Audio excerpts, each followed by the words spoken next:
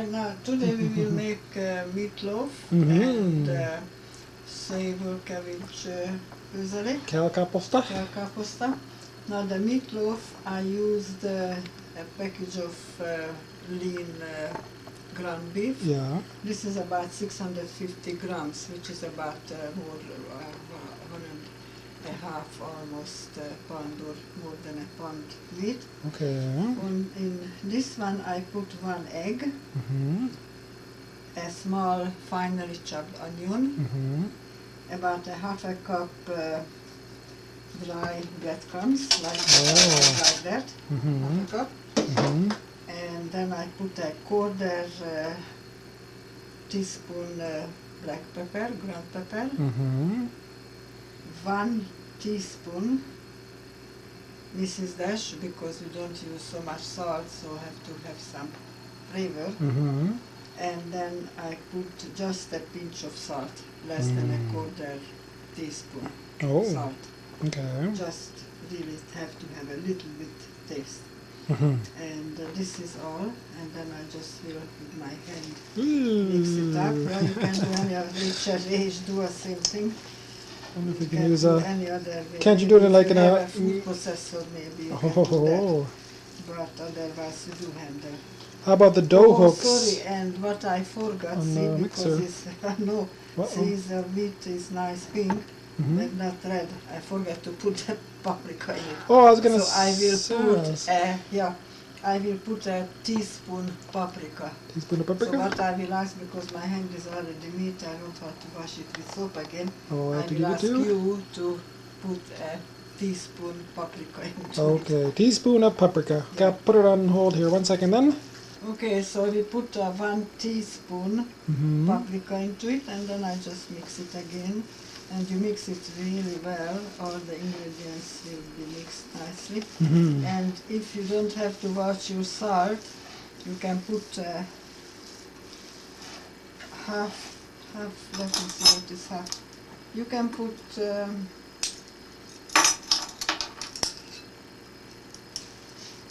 about 1 teaspoon salt into it. 1 teaspoon salt. And you don't have to put Mrs. Dash really. But then you still put the quarter teaspoon ground pepper and 1 teaspoon paprika. Paprika. Yeah, paprika gives Okay. flavor. Well, let me pause it then, Bubba Gum will come back when you put it into, I guess, the pan. Okay. Yeah, you just mix it up nicely. Okay, off we go, bye. So now it's all mixed up nicely. You have to mix it really well, because all the spice then you distribute.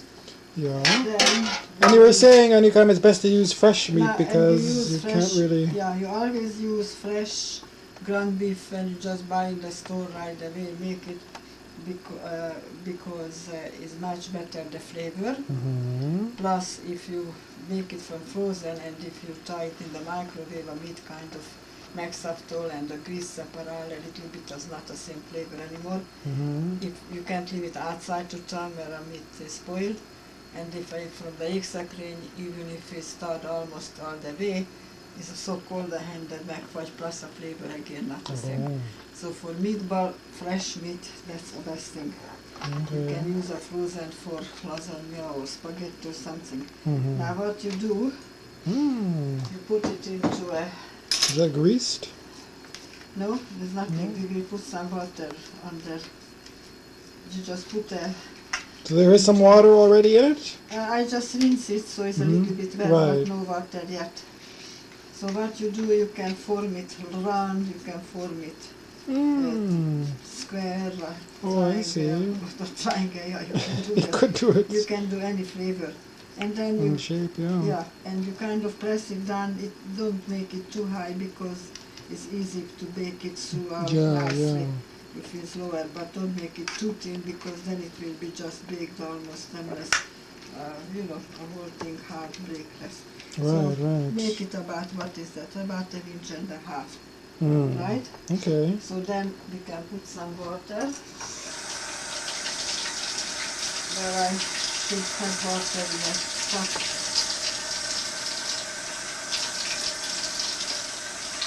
I put about half a cup water on it, and then you can put into the oven. See, that's just that much water. It's about a centimeter water. Because ahogy bé kell a gríz ki fog sülni belőle, this water kind of elvaporizol.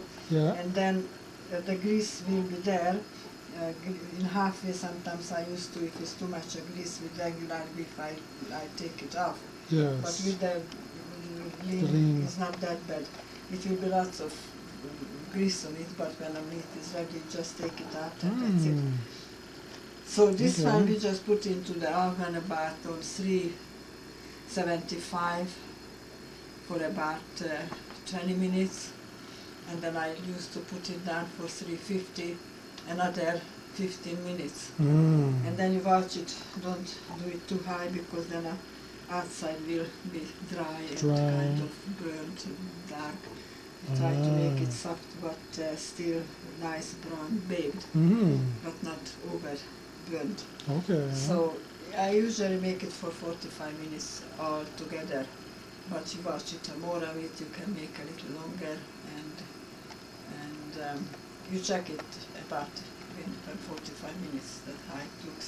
Okay. So we put it on 375 first and then put down for 350.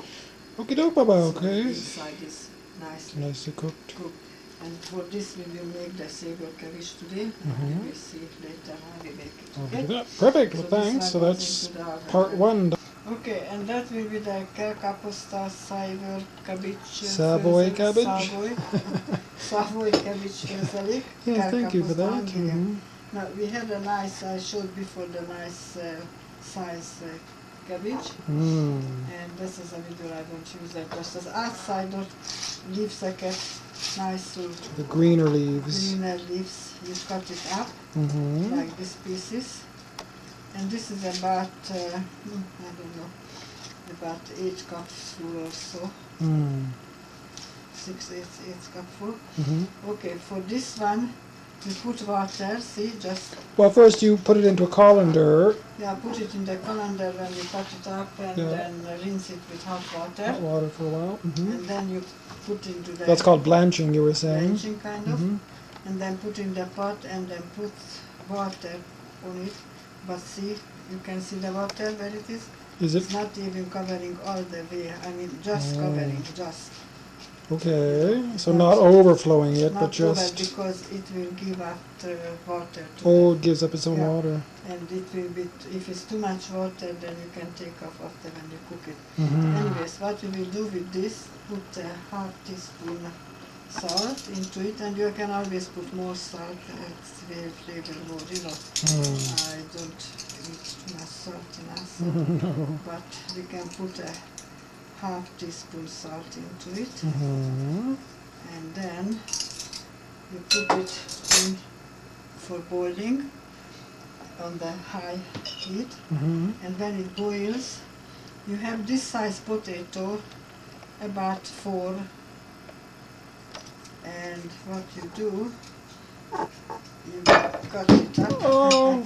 First you're I gonna will cut it up. wash that one down. You will wash it up. What you do is you cut it in 4 pieces and then slice it up small slices. Okay.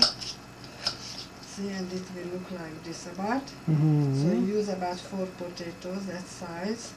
And when this is boiling, then put a 4 potato in it, mix it up, and cook it until a potato and leaves are soft, but not over soft, because you have to make a rantash, and when you put a rantash, potato will cook all, and then it will be just creamy. You have to have the potato pieces like this almost. So when the potato is still a little bit hard, but half cooked about, then you put a roux. And some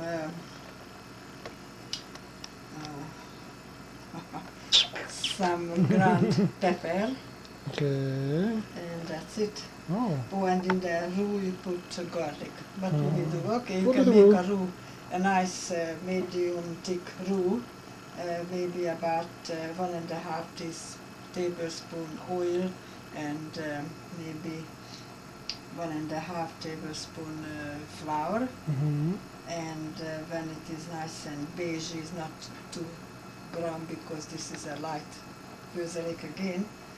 When it's a nice brownish, beige, then you take it off and cool it off, and then you put about one really big or two medium size or bigger crushed garlic into Mhm. the roux, and then after mix it up with this. Into that when that's sort of half Yeah. cooked already, and then Then you cook and then it you for let a it few more minutes, right. The potatoes about are fully 5 more cooked. minutes, 5 more minutes. Yeah.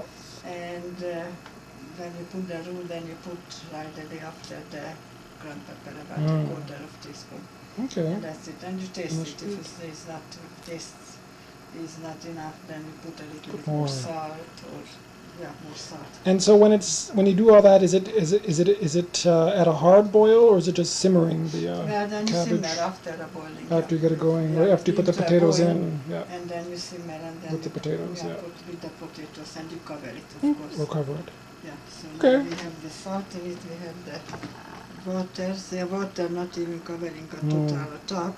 And you will see sometimes if maybe for some reason not enough water, you can put always a little bit more water. Mhm. Even after a roux is too thick, then with the roux, then you still can put some water into it. Okay.